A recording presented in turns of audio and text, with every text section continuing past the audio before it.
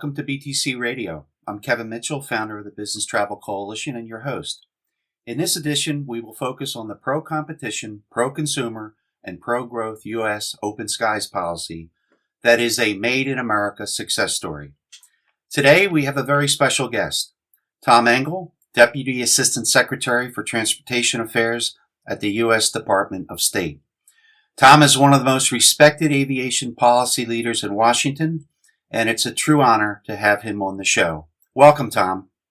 Thanks, Kevin. Great to be here. Thank you very much. Let's begin with a little background for our listeners.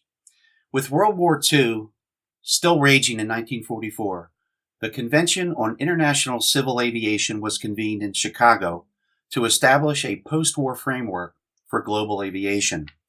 The U.S. sought a single grand deal, if you will, that would allow unfettered market access for all signatory countries' airlines on a multilateral basis, meaning any of the airlines could fly to any of the participants' cities and airports.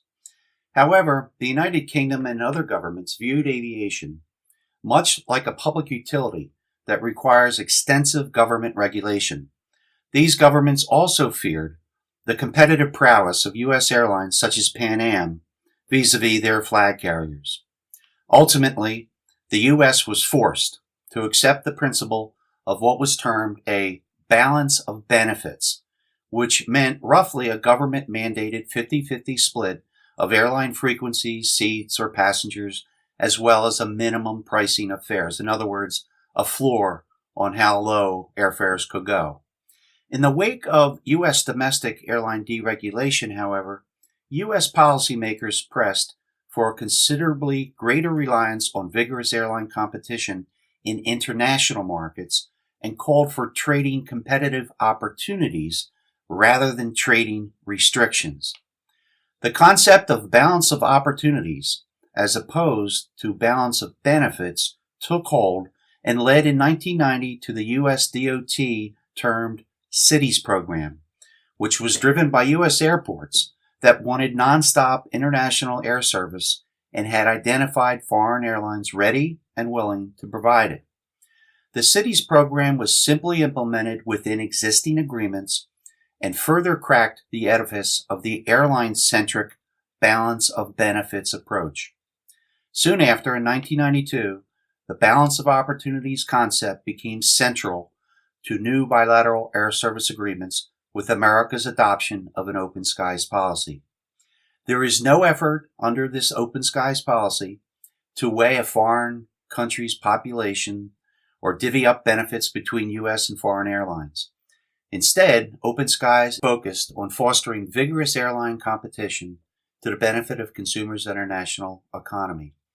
For example, the fact that under the U.S.-Ethiopia Open Skies Agreement, only Ethiopian Airlines has to date taken advantage of the right to fly between the two countries is not seen as a failure.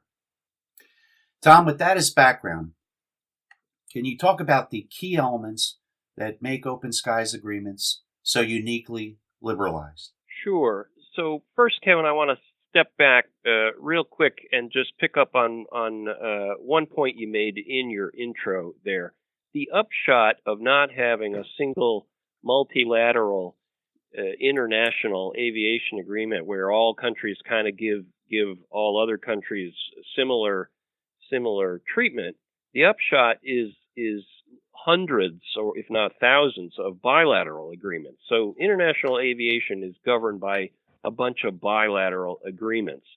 And these bilateral agreements can vary from very liberal to very restrictive, depending on the levels of kind of government interference in markets and depending on the type of aviation relationship that any two countries want to have. So we regard the open skies policy framework as really the gold standard of international aviation liberalization, because under that framework, government interference in aviation markets is minimized. And this is the key thing about open skies. It establishes liberal ground rules designed to facilitate the growth of an efficient, market-based international aviation system which really enhances the potential for increasing commercial and business exchanges, investment, exports, and tourism. So key to the Open Skies framework is that there are no limits in an Open Skies agreement on the number of airlines that are permitted to provide service between the two countries to the agreement. No limits on the number of frequencies, the number of times that they can fly back and forth between the two countries, and other very liberal features. Airlines are free to make business decisions, therefore, regarding fares, destinations, types of service, the types of aircraft they use. It really leaves it up to airlines to make their own calls based on their own assessment of the markets.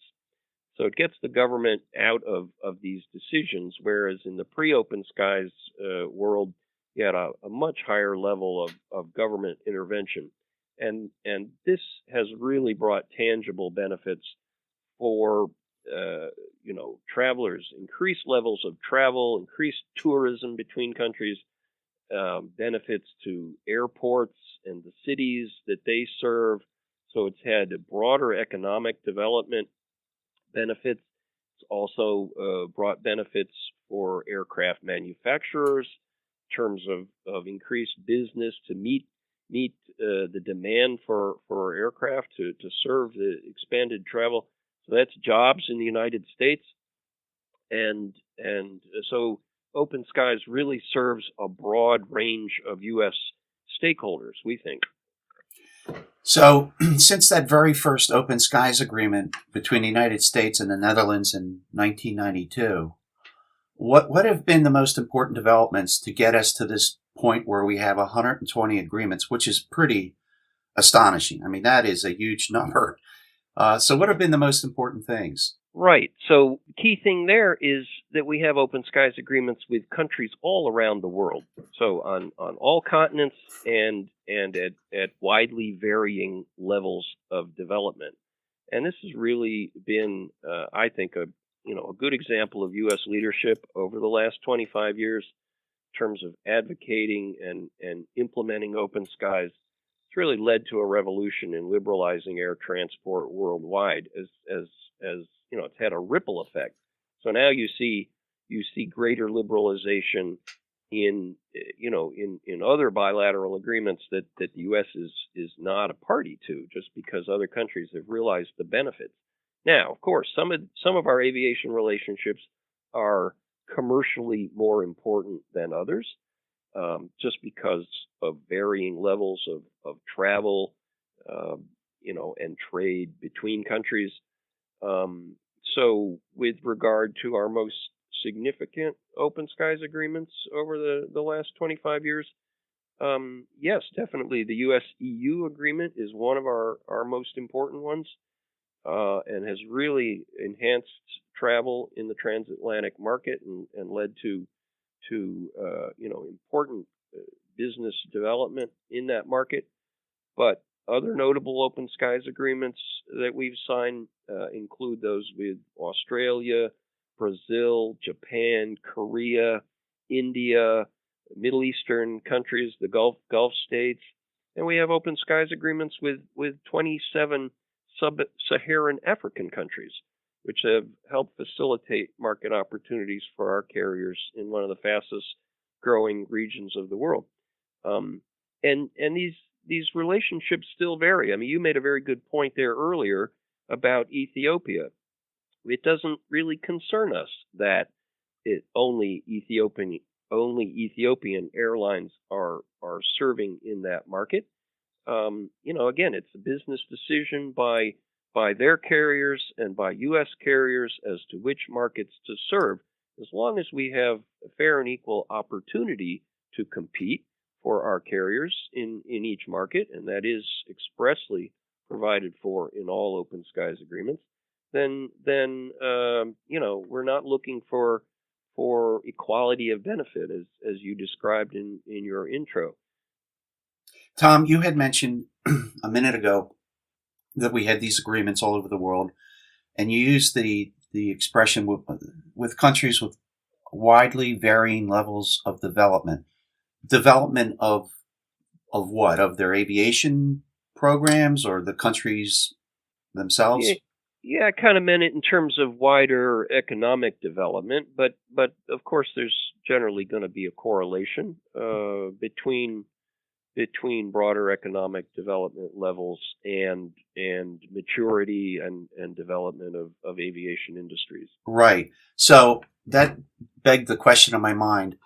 These agreements that we led the world in developing, I mean, we don't have 120 different agreements, correct? These are pretty much boilerplate agreements at this point. Generally, that's right. We have what we call a model text of an open skies agreement, and we are generally quite reluctant to make more than minor tweaks to that agreement with the different open skies partners with which we negotiate. So they are broadly similar. They include the same basic provisions. So we have a kind of a minimum set of standards that we need to see in an open skies agreement in order to call it open skies agreement. And if a particular country doesn't want to go all the way to all to meet the standards of open skies, it doesn't mean we won't have an aviation agreement with that country.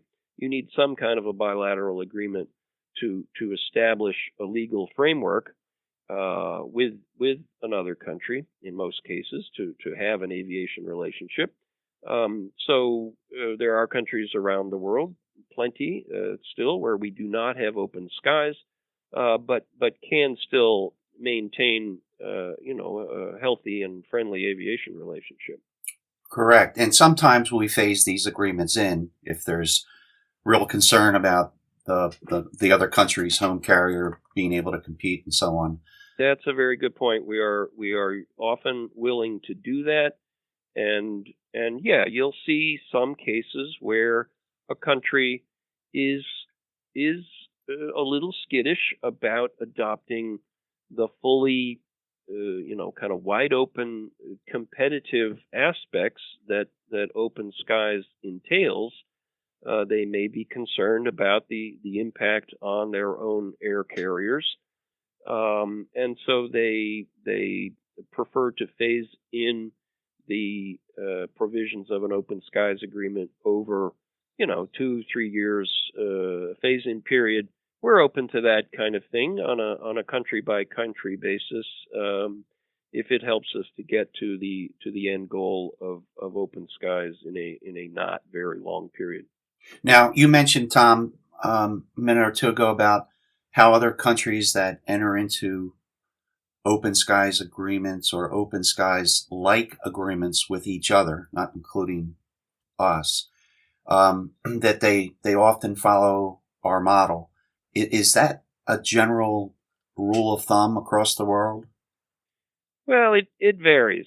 I don't think there's any other country out there in the world that has open skies agreements with 120 partners as we do.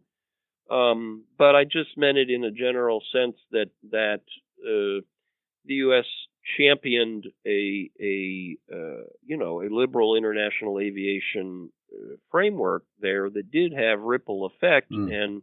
and when countries saw the benefits in terms of increased travel and tourism and broader economic development that increased travel brings, there was they cottoned on to the idea and have opened up more liberal uh, aviation relationships among themselves.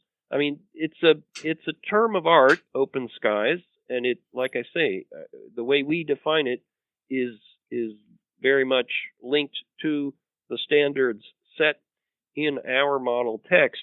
Other countries may use the term, in looser fashion, to refer to, an aviation relationship more liberal than what they had in the past, but wouldn't necessarily meet all of the standards that we include in the concept. Sure, that makes sense. We hear a lot about the so-called freedoms. These are rights within the open skies agreements.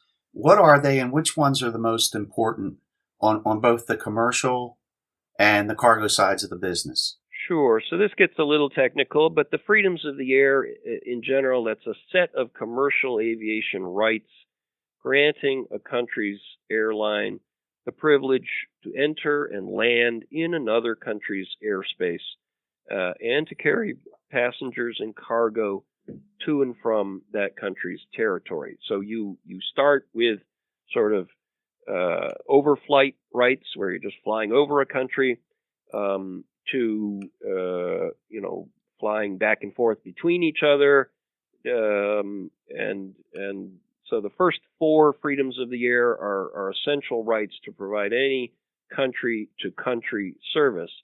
For our open skies agreements, we go beyond country to country service to include what's called fifth freedom rights, and namely, that's the right to fly between two foreign countries on a flight that originates or ends in one's own country to facilitate more efficient travel and greater choices for customers. So, for example, an example of a fifth freedom flight would be a U.S. Airline that flies from San Francisco to China via Tokyo, Japan, and is allowed to pick up passengers in Japan and transport them to China. So that's an essential feature of our open skies model framework. Now, commercial airlines seem to get all the press coverage, but I'm intrigued by what Open Skies has achieved for the cargo industry and their customers. For example, FedEx operates a substantial hub at Dubai. That must be tremendously beneficial for small and mid-sized American businesses in penetrating new markets overseas and growing their businesses and generating jobs. Can you speak to that? Sure, and that's a really important point, Kevin. U.S. air cargo carriers have been very innovative and very successful companies. I mean, they've been really world beaters. And Open Skies, that legal framework, enables them to connect the entire world to their domestic air and ground networks to better serve their customers. And I mean customers both in the United States and around the world. So Open Skies has been critical to the success of building global networks. It's been good for these world-beating American companies and for their customers. So really, you have to see that modern global supply chains and modern global economies now really depend on strong, healthy international air cargo networks, and the liberal framework that Open Skies embodies, because it applies both to cargo and to passenger traffic, has really been critical to that development of that international business. The example that's often cited is the fresh flowers on your breakfast table. They were in some hothouse in Colombia a day or two ago, and now they're sitting there on your breakfast table, brightening up your room. That would just never have been possible without the amazing networks that international air cargo systems afford. And again, it's the Open Skies legal framework and its application to cargo that has allowed that to develop. So yeah, our cargo carriers have developed hubs not just in the United States, but at key points in foreign countries as well. And those kind of doing business provisions are also part of the model of the Open Skies framework. So our cargo carriers, along with our passenger carriers, have really been among the staunchest supporters of Open Skies. Well, talk about a marriage made in heaven. I mean, the buyer here in the United States that wants to import the flowers for our breakfast table learned about that small firm over the internet. So, and conversely, buyers around the world can learn about our small and medium-sized businesses and the products and services that they offer through the internet. And then the open skies agreements and the cargo carriers are the other side of it. Very good point. The delivery of it. Yeah. This has meant smaller U.S. companies are able to tap overseas markets in ways that never would have been possible. The figures that are often cited is that if you look at the percentage of total world trade, if you measure that by volume, air cargo represents only single digits, like 1 to 3% of international trade by volume. But if you look at it by value, air cargo moves up to something like 30% of total world trade. So that's a significant chunk of smaller, lighter, high value products that are moving back and forth between the countries, not on big container ships that take weeks to get from one place to another, but on airplanes that get from point A to point B overnight. Excellent point. Finally, Tom, on its 2016 to 2035 Market Outlook webpage, Boeing asked the following question: what drives air travel growth? The answers they provide are 1, ease of travel, 2, economic activity, and 3, local market factors. There is absolutely no mention of open skies or liberalized air service agreements around the world. I'm thinking rather than that being an oversight, I guess open skies agreements at this point are just assumed to be an integral part of the global aviation framework. I hope that they're not taken for granted. Any final thoughts, Tom?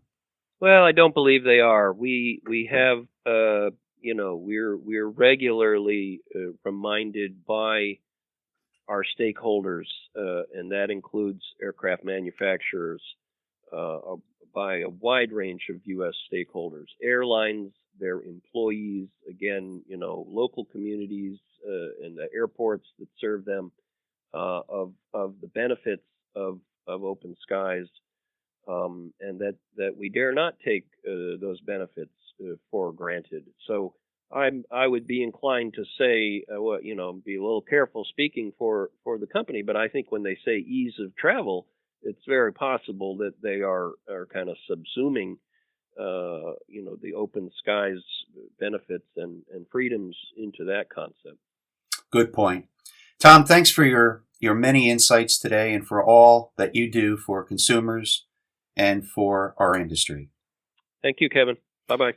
Well, that's it for this edition. For the entire team here at BTC Radio, thank you for tuning in.